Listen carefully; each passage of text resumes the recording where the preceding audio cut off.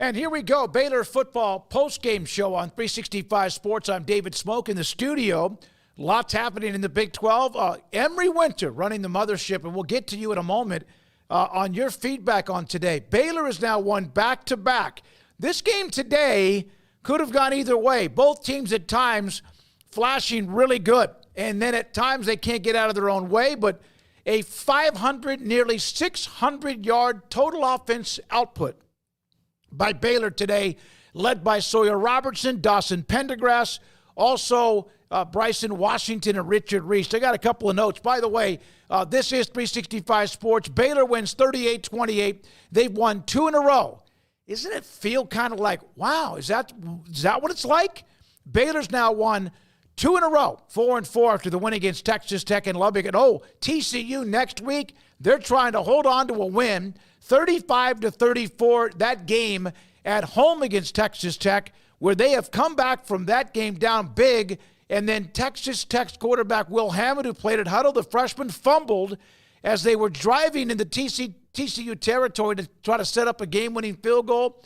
And Texas Tech has just called timeout as they're trying to get the ball back. If you want to get in, you get in the show. Emory will be able to tell if you're there. Make sure you take your mute button and don't put it on there. Like, unmute yourself. If you get into the portal with us, unmute yourself and get on the show. Here are a couple of notes that I wrote down as the game was going on without getting too complicated. First of all, 345 yards rushing. This offensive line has grown up. Yes, the schedule got a little bit softer, but Oklahoma State prides itself in what they do against the run. Baylor had 345 yards rushing. Dawson Pendergrass, after a fumble near the goal line that was forced by Matt Jones, recovered by Steve Lenton, Dawson Pendergrass had a long run of about 50 yards. Then he had another one, ran out of gas. Baylor eventually would score, and he had like a 30-something yard run. Then at the end of the game, then he had a 45 or 35-yard touchdown run called back. Dawson Pendergrass then sealed it with a 55-yard touchdown, and Baylor with 567 yards of total offense. It was a critical play in that one drive before the Pendergrass touchdown. Was a first down, a third down and like 6 or 7 on a throw from Sawyer Robertson to Josh Cameron, who was huge last week with 3 touchdown catches against Tech. That was his only catch of the night, but it was a huge move the sticks catch. Ollie Gordon was okay. Scored a couple of touchdowns. I think he had nearly 80 yards. Their star is Brendan Presley, who had over 180 yards in receptions, and spectacular player. A wiry, small, but wiry, tough kid, the wide receiver from Oklahoma State. I have one thing.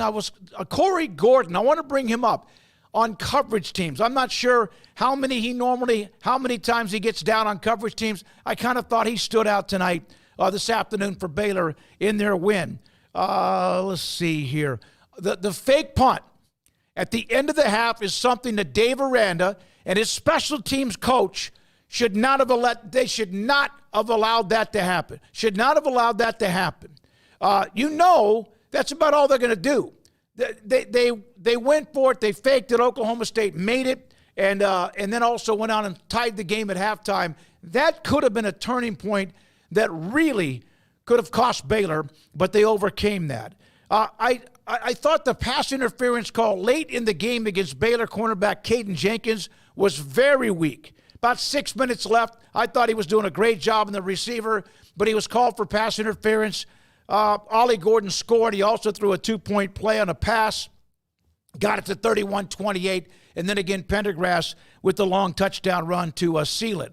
One thing I don't understand, and this could be me, and when you win a game and you haven't won many games and you're winning back-to-back and you haven't done that, it seems like, in forever inside the conference, I don't know why when I was leaving at the end of the third quarter, and I have to get from the press box to where the media parking is, to get here to the studio, I was stunned at how many hundreds and hundreds and hundreds of people walking out of the door, walking out of McLean State. The game was on the line. It was 24-20. And in the end, thousands of people walking out of McLean Stadium. And in my opinion, either you're there to be seen, or you're there for an event. I get it, it's a football game. But why would you be walking out? Dinner plans? You knew the game started at 2:30, so I'm kind of on some people there. I'll take the darts and the bombshells back from you. That's fine. I just didn't quite understand that if you're serious about football. Game is on the line, 24-20. They eventually, Baylor scored to make it 31-20. Not so much into, I guess, a little bit into the fourth quarter. But I just thought, I don't know. I don't get that. Dinner plans? It's a 2:30 kick. It's a 3.5-hour game. Make the dinner plans an hour later. I know it's homecoming, so all the restaurants are crowded. Maybe you're trying to get back out of town. I have to say that, and I'll take the bullets for doing it as well. We'll hear from Campbell Barrington, Baylor offensive lineman, at some point. Baylor again wins the game 38-28. Texas Tech, I'm going to give you some Big 12 scores to update what's going on with the Big 12, because BYU is rolling again, although that game's getting a little bit more dicey with UCF. Big 12, UCF, TCU 35-34. Texas Tech has the ball on their 23-yard line, 23 seconds to go. They need to hit one down the field. Hammond's the quarterback, and trying to get the Red Raiders in position. They led this game at one point, 31-21, entering the fourth quarter, and actually kicked a field goal in the fourth quarter, but right now they're trying to figure out a way to get into field goal range. Utah just scored early on Houston 6-0 in the first quarter of that one, and then BYU 37, that thing may have just gone final. BYU just went final. They beat UCF 37-24. Retzloff, the quarterback, with a couple of touchdown passes, 228 yards. R.J. Harvey had a big day on the ground for UCF, but BYU now 8-0.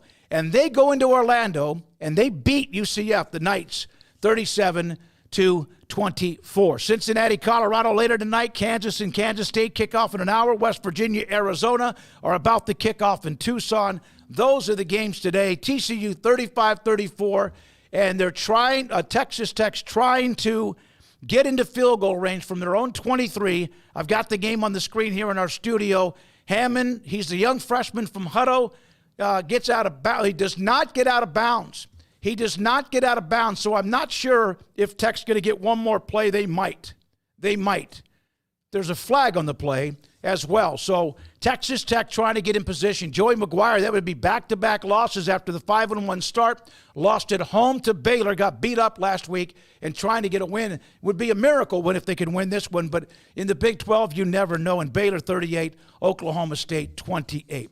We will have Campbell Barrington at some particular point. Now, on my Twitter feed, let me see if I got anybody responding to me. Holding call against Tech, as if they needed that as well. Let's see here. This is from Landon, a great homecoming win from Sullivan Zaboro. These are my Midway dudes. The offensive line from Midway with some notes about last night's win in their homecoming win against Killeen High. You see if I got any more. Okay, here we go. Baylor fans, let me know what you think. I got one from Susie that says, Smokey, we found a way to win. This is the kind of game that Baylor has found a way to lose in the past. It's a good point. I actually felt like at some point maybe that this thing was going to get away, and especially after we got to be 24-20. I just kind of had a feeling that this thing was about to get away, but it didn't, and Baylor ends up winning it. And now at the end of the game, Tech has a player who's running into his own end zone as they're trying to do one of these Stanford Cal games. The ball is now fumbled, picked up by Tech, on the ground. TCU recovers. That one is over, and Sonny Dykes, in what has been a very difficult year, has beaten Tech 35-34 in a gut punch. Maybe more of a punch lower than that for Texas Tech as they lose 35-34. Joey and Sonny are meeting at midfield. All right, so what does this mean for Baylor? What does this mean, in your opinion, for Baylor? If you can't jump on with us, Emery will try to make sure that if he sees you get into where we have, it's kind of like a portal, we'll get you on the show. This is from Chris, a direct message to me from Chris. Smokey, I never thought that Baylor would get back to 500 this year, and I never thought they'd have a chance to get above 500, and now they're 4-4. Win on the road against Tech after, if you think about that quick start at Iowa State, they couldn't hold on. What I thought was a very methodical, really nice game plan, and then, of course, at the end of Colorado, they choke it up, not only with the Hail Mary, but then also with allowing the points in overtime and then the fumble by Dominic Richardson. I don't know if I ever thought they would get to 4-4 or 500 in this season either. I thought at the end they might be able to get to 6-6 if they somehow won a game they weren't supposed to. And that might have been Tech that might give this team a chance. With TCU next Saturday night, blackout at McLean Stadium, they're going to honor the 2013 and 14 Big 12 championship teams. Won't that be an emotional weekend for Baylor fans at McLean Stadium? So there is that also with what's happening. Here's one from Bobby. Bobby said, I cannot believe that this offensive line, that the way it looked for the first month or two of the season, just helped Baylor run for over 300 yards. He did. I mean, they did. Baylor with Dawson Pendergrass led the way with 142 yards. Robertson, Washington had 70-something, and then Richard Reese also was able to get to 57 yards before it was all said and done. A couple of more notes on Twitter from Christian. Smokey, I thought Baylor made the plays when the game got dicey, even from the beginning. Texas Tech took the lead 3-0. Baylor countered 3-3. And then Baylor was able to kind of get something going. As I mentioned, at halftime, the game was tied. And a lot of that was because of the fake punt that Oklahoma State executed, that Dave Aranda and his special team staff they have to be ready for that. Well, what are they going to do? They weren't going to, throw a pass. They were either going to punt it or they were going to fake it. And you have no reason to even have anybody back unless it's to just kind of knock something down. If it's a throw, then great job by Oklahoma State to fake the punt. Eventually, they did score. I thought they got after Alan Bowman. Bowman had over 300 yards passing in this game in the win against Oklahoma State. That's what he does. He sleeps and throws for 300 yards. But one of the things that Bowman can also do is he can throw the ball to the wrong team. And he can do that. I mean, he can absolutely do that. And when you look at Baylor, they gave up Brennan Presley, the diminutive, wiry wide receiver, had a huge day, 183 yards overall passing. But Bowman threw the one pick late in the game that was kind of like to seal it, and then Baylor ran out the clock. He had 359 yards. I'm not looking at a lot of those yards. Now, yeah, there were some guys running free. But he's one of those that can put up 450 without breathing. That's just who he is. He can throw for 450 if you don't get on him, and they were able to get to him a little bit. I'm looking for the overall team stats when it comes to sacks today, and I don't see that yet. I don't see that has been displayed just yet. Let me see if I see anything on the defensive stats. Baylor had 3 sacks. 3 sacks of Bowman, the longtime veteran quarterback at Oklahoma State, who's now been at Tech, been at Michigan, and has been at Oklahoma State. And they weren't even wanting him to be the quarterback right now because they wanted to go to Garrett Rangel, and he got hurt last week in a game where they pushed BYU to the brink. 38-28, Baylor wins it. Emory, want to take a break right here? Can we do that? Yeah. Let's take a break, reset, get in the portal, get online. We'd love to hear from you. Also, Campbell Barrington, we should be hearing from him at some point pretty soon. Baylor 38, Oklahoma State 28. The Bears have won back-to-back games. Got to 4-4, got to 4-4 at the 500 mark, and now a bowl game is possible. And it looks like it could happen. But with this team, 1 week at a time, like really even with the best teams. This is 365 Sports. It's time to score big savings at the Kickoff to Savings event on GMC trucks at Richard Carr GMC. Take the winning drive with the Texas Truck MVP. GMC Sierra is the best truck on the road. Save $9,000 on 2024 GMC Sierra SLT models in stock with approved trade-in. Plus, qualified buyers get 1.9% financing and no payments for 90 days. See dealer for details. Save big and score your deal at the Kickoff to Savings event at Richard Carr GMC. Richard Carr, they have the truck for you. Baylor alumni are more than 160,000 strong. When we all join hands to support our university, we don't just move the needle, we move mountains. Working together, we create life-changing opportunities for students on the field, in the classroom, in the laboratory, and in life for generations to come. So get connected, get involved. Learn how at baylor.edu/alumni. Get ready, Baylor fans. The ultimate game weekend experience awaits you at the Baylor Club. Kick off your weekend with our Friday Night Live pep rally. With live entertainment and special appearances from the Baylor Spirit Squad, it's the perfect way to start your game weekend with a roar. On Saturdays, don't miss our Knox Hall tailgate. Enjoy delicious food, ice-cold drinks, and great company as you gear up for the big game. And after the weekend's excitement, wrap it all up with our famous Bear brunches on Sundays. Don't wait. Make your game weekends legendary with the Baylor Club membership today. TFNB Your Bank for Life is the official local bank of Baylor Athletics. Find out why more Central Texas are making TFNB their bank for life. Sign up for our Edge checking and savings accounts to earn interest or cash back. With 5 convenient locations and an award-winning mobile app, banking has never been easier. TFNB Your Bank for Life. Member FDIC. At Ideal MRI, we feel blessed to be part of the Waco community. We're a small family business here in Central Texas. At times like this, the cost of healthcare has never been more important. And unfortunately, significant illnesses and injuries still occur. And that's why Ideal MRI is open and here to serve you through this difficult time. So if you need an MRI, ask your doctor about Ideal MRI. You can schedule online in minutes at idealmri.com or call 833-IDEAL-MRI.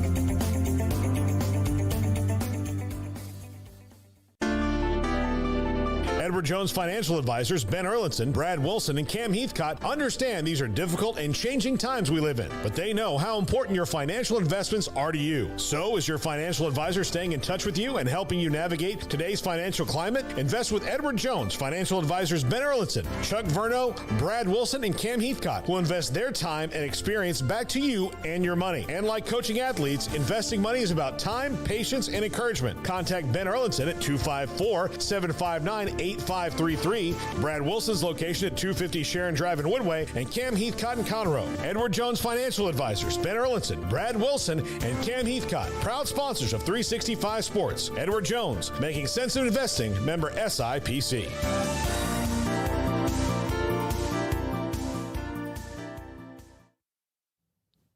All right, we're back on the post-game show. Baylor beats Oklahoma State 38-28. Campbell Barrington, Baylor offensive lineman, joins me. I'm David Smoak, and we do appreciate your time, Campbell. Thank you very much. Can you try to explain, one, the huge win on the road, and it seems like it's given your team, you've kick-started into something that looks like could end up being awfully fun, and what's happened in the last couple of weeks, you guys playing the way you are?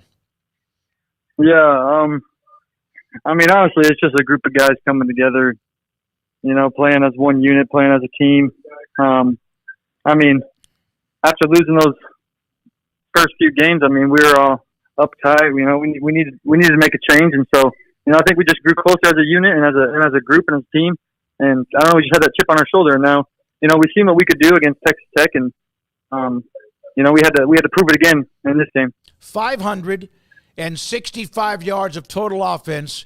Campbell, people throw the ball. Sawyer had 222 yards passing, but you had 343 yards rushing, averaged 9 yards a pop. Everybody got involved. We saw Pendergrass, Sawyer, Bryson, even Richard Reese. What's happened there with the run game? Yeah, you know, when Sawyer's slinging that thing, you know, I mean, the run game opens up even more. So big shout out to Sawyer. I mean, that dude's going crazy. So I don't know, when he's slinging it, I mean, our running backs are going to hit them holes hard too. So big shout out to them. Can you try to define or try to Give me an idea of what is it like watching Dawson Pendergrass run? I mean, Dawson's crazy. You know, we call him the White Buffalo. I mean, he's gonna hit every gap. He's gonna hit every hole, and he's gonna take a few guys with him. No, not just one guy's gonna bring him down. You saw that in that big run that he had today. He had one called back, and then he got the one that sealed the game, the 55-yarder. I don't know who it was. Do you know who the offensive lineman was that kind of gave him a little bit of an assist to get out of that scrum? Yeah, that was Sidney Fugar. Okay. Yeah, Sid saw him and grabbed him and gave him that extra push to set him free. Yep, 55 yards. He averaged 24 yards a carry. He had the long run that got you out of inside the 5 after the fumble recovery by Linton that was forced by Matt Jones. Got about 45 or 50. Then Campbell, he then popped another one for about 35 or 40, but I think his gas tank was empty when he got about the 20-yard line. Were you guys gonna have fun with that with him? Yeah, for sure. We were already having a fun time with him, telling him to unhitch the trailer, but you know he was gassed after hitting that other big explosive run. All right, what's it like right now in the locker room today? I know the huge win in Lubbock, but can you give me an idea about following it up and what's it like? Compare the differences in the last 2 or 3 weeks to what you have right now. I mean, just more energy and just guys understanding that, you know, we are a team that can win out the rest of these games, and so we just have to stay focused, keep our mindset right, and continue working every day at practice. How difficult, or was it difficult, to keep out the outside noise when things weren't going well? I mean, it was there, right? And I mean, after losing so many games, I mean, you're going to see that outside noise, and I mean, you just can't let it get to you. You can't read it, you can't see it. I mean, because once it gets in your head, then you'll be acting a whole different way. It's a long game, hot. You obviously hydrated, all the stuff you did during the off season, during the summer, during August, that leads to a day. How you know, it's easy for us to say because we're in the press box, we're watching the game in the stands. How hard was it at times today, or when it's that hot and you're running over people? At least you're the one that's pushing people back rather than being pushed back. Yeah, you know, I mean, it was definitely hot, right? I mean, compared to last week, cooled off a little bit, but I mean, every day in the summer we were outside grinding in that heat, so I mean, that just played a big factor into it. And you know, we expected it to be hot, and that was just played more to our advantage. Campbell, the next week you have TCU, which you get a chance to enjoy today, the win against Oklahoma State, and then you got to clear it and move on. The 2013 and 14 Baylor Big 12 championship teams are going to be honored next weekend. What does that mean to a current player to know that some of those that set the table and the standard are coming back to watch you play? Yeah, we got to live up to that same standard, you know, hold ourselves accountable for putting another game together and staying focused on TCU. Campbell, thank you, buddy. Appreciate your time. Congratulations on the win. Appreciate it. Campbell Barrington, Baylor offensive lineman, Baylor 38, Oklahoma State 28. Appreciate that from Baylor Media Relations. I saw this note from Craig on his Twitter feed about a half an hour ago. It has been a long time since this happened, but the BU chants that break out as the clock hits all zeros at McLean Stadium. Baylor goes to 4-4, biggest home win in a couple of years, and they will welcome TCU next week. And that was before the TCU game changed and flipped on its head when TCU took the lead and then also recovered the fumble to run out the clock. And eventually Texas Tech was just throwing it all over the place to try to make some kind of miracle happen. So, yeah, I agree with Craig. It's been a long, long time. We brought this up. We brought this up in the pregame show this morning on KWTX and also 365 Sports. Baylor in the Big 12 conference games at home been an offer for about 2 years. The last time they won a home game until today by beating Oklahoma State. And I know they're sick and hearing this. Now they can now it's, when was the last time they won 2 in a row? The last time they won a Big 12 conference game at McLean Stadium was when they beat Kansas in the first third of the season in 2022. They had a great road win at Tech. They had a great road win followed up in Norman against Oklahoma.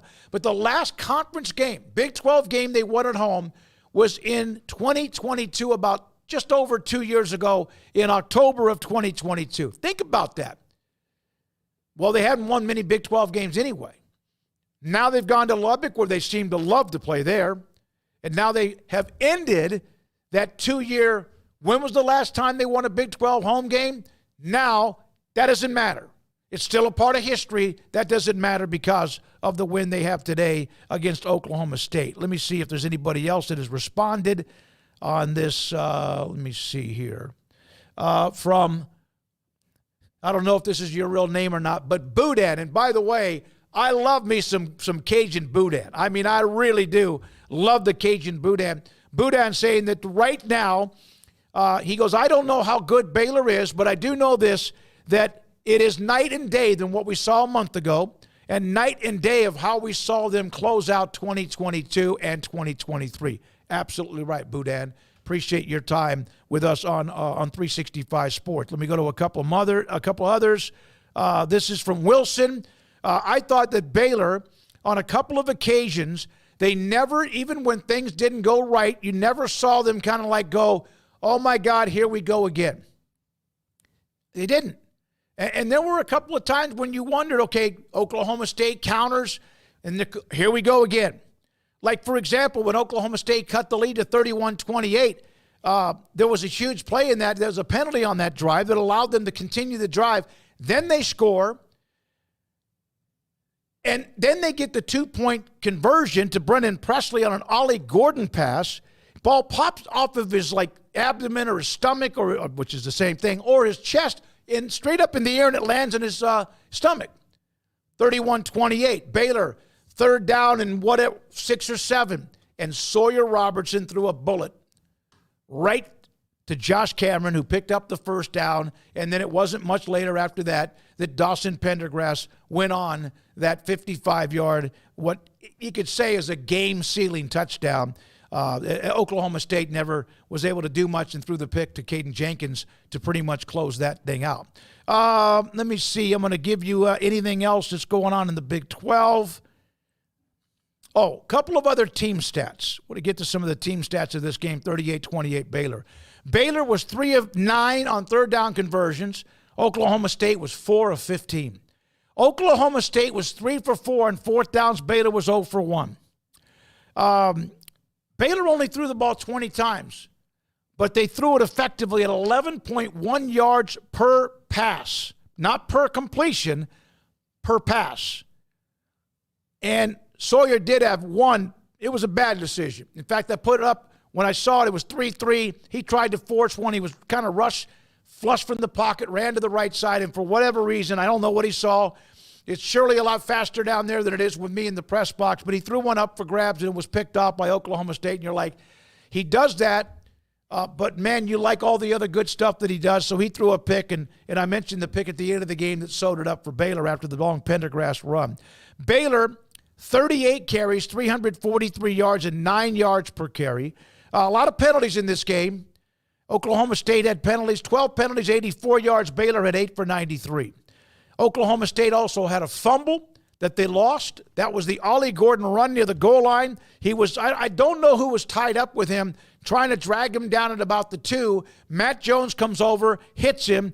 Ball is loose, and then recovered by Steve Linton, who's making big plays for Baylor. Oklahoma State had the ball for 35 of the 60 minutes. 38-28 Baylor wins the game. TCU next Saturday night will be the game here at McLean Stadium after back-to-back games now at home. Let me see. I'll get a couple more comments in if I can. Hold on. By the way, Emory, thank you for doing what you're doing. Garrett is at that game at Kyle Field tonight, LSU and also Texas A&M. Let me see here what we have. Okay, let me go to a couple of the... All right, this is from Ulysses. I think that Sawyer Robertson might be the best athlete at quarterback that Baylor's had since Seth Russell. Let's see, was Stidham? Yeah, better athlete than Brewer, better athlete than Chapin. Those guys were okay, but no, I think Sawyer Robertson. I'm not sure how you think, Emory, but I think Sawyer Robertson's got a little combination of that. He got a little bit of that. Now, Seth Russell was special, but I think Sawyer's got a little bit of that in him. A little bit of that swagger, a little bit of that poise. Sometimes, yes, he can think about trying to fit a football through a keyhole like he did today, but he didn't have to throw the ball a lot. But I think that the threat, Emory, of him throwing the ball the way he can. Ashton Hawkins had a great catch, by the way, on a touchdown, and so did Presley. I think that he has a little bit of that Seth Russell in him because he could also take off and run. Yeah, I completely agree. And it just seems like every week he just gets better and better. So I've been super thrilled with the way that he's been playing recently. All right, this is from let's see here. This is from Roger. What was the attendance like? I didn't look. It wasn't filled. It was okay. I wasn't there when they ran out. I was there early today, but watching games in the back part of the press box in the media section as Baylor, they were doing the prayer and also the national anthem. I stood up for that. Next thing you know, the game was on. Let me give you some scores that are final in the top 25. Ohio State held on to beat Matt Rule in Nebraska 21-17. That game was bang, bang. Early on, looked like Ohio State would pop it open. Nebraska's defense was fantastic. 21-17. Ohio State wins that game. Texas, right now, 27-17 late in the game against Vanderbilt. And Vanderbilt is at the Texas 8, but there's only 50 seconds left in that game. It has been very tight. Ewers threw an early pick like he did last week, and then it's still thrown for nearly 300 yards and 3 touchdowns. Vanderbilt, touchdown. So it's 27-23 as they throw a touchdown to Stowers, from Pavia to Stowers with 46 seconds to go. Now, of course, they'll go and get the onside kick if they can and have a chance. Miami just scored early on Florida State. Finals from earlier today, Oregon hammered Illinois 38-9. BYU 8-0. 8-0, winning at UCF 37-24. They just keep on doing what they do. Alabama humbled Missouri as if A&M hadn't done that. 34-0. Wasn't the A&M score 41-0? This one's 34-0. Missouri should not be in the top 25, and they won't be after this. Notre Dame beat Navy 51-14. Navy had, of course, gone off to a 6-0 start. Notre Dame has a huge game. They win big. Indiana, not quite as impressive, that they are winning. They're now 8-0. Beat Washington 31-17. And Ole Miss puts Oklahoma to 4-4. Ole Miss winning that game 26-14.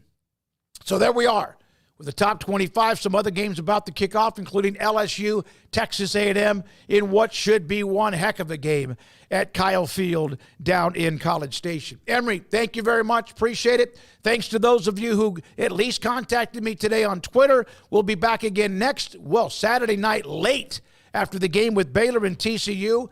What a weekend. But the 13 and 14 Big 12 championship teams will be honored. And, I think it's going to be fun to see how many players are able to get back, enjoy it, and see how many people show up with a blackout at McLean Stadium, because and I know, that TCU has owned Baylor since the 2014 61-58 win, Callahan with the field goal. They've owned Baylor. I think Baylor's had maybe 1 or 2 wins since then. Charlie Brewer, like a triple overtime win, and I don't know another one. Not that I'm not, but I don't know another one. And maybe there's one more in there that I just forgot.